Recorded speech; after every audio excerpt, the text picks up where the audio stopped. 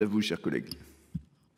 Merci, Monsieur le Président. Monsieur le ministre, je souhaite attirer votre attention sur la prise en charge du temps de pause méridienne pour les accompagnants des élèves en situation de handicap, les AESH. Depuis l'année dernière, le législateur a souhaité que l'État assume leur rémunération, non seulement durant le temps scolaire, mais également pendant la pause méridienne.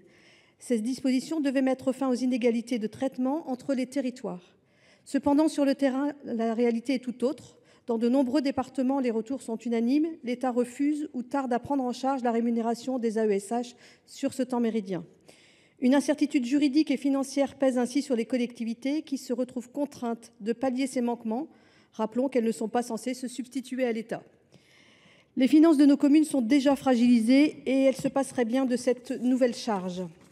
Pour ajouter à cette confusion, une note de service du 4 juin 2025 est venue contredire l'esprit même de la loi en abrogeant la note du 24 juillet 2024 qui encadrait la mise en œuvre de cette prise en charge.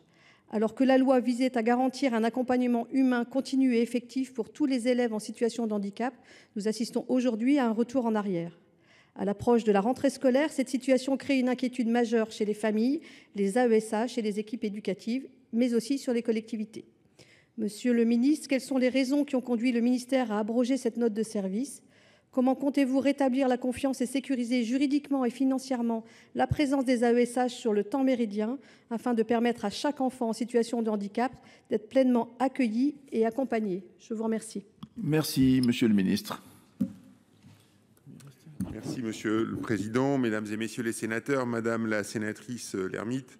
L'école inclusive représente la promesse tenue de la loi de 2005. À la rentrée dernière, ce sont 520 000 élèves en situation de handicap qui s'étaient scolarisés sur les bancs de nos établissements. Ces élèves, ils ont des besoins particuliers. C'est pourquoi près de 340 000 d'entre eux sont accompagnés par une aide humaine, 8% de plus que l'année dernière et 90% de plus qu'en 2013. Vous l'avez évoqué, la loi de 2024, dite loi Vial, prévoit désormais la prise en charge par l'État de la rémunération des AESH sur la pause méridienne. Au 31 décembre 2024, 7 700 élèves étaient accompagnés par des AESH sur ce temps. Et en seulement 3 mois, ils étaient 8 600 à pouvoir bénéficier de cet accompagnement.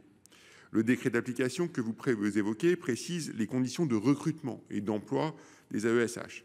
Il représente un appui précieux pour permettre une prise en charge de qualité pour des milliers d'élèves. Ce décret précise que l'État reste pleinement employeur des AESH et continue d'assumer toutes ses obligations. Mais Madame la sénatrice, le décret précise aussi qu'une coordination avec les collectivités est nécessaire à la bonne intervention des AESH. Chaque situation est donc traitée au cas par cas, en intelligence avec les collectivités et les services déconcentrés du ministère. Une foire aux questions a été mise en place pour permettre de répondre aux interrogations de chacun. Enfin, les dispositifs de suivi et d'évaluation sont envisagés à l'échelon académique en lien avec les services écoles inclusives des services déconcentrés du ministère.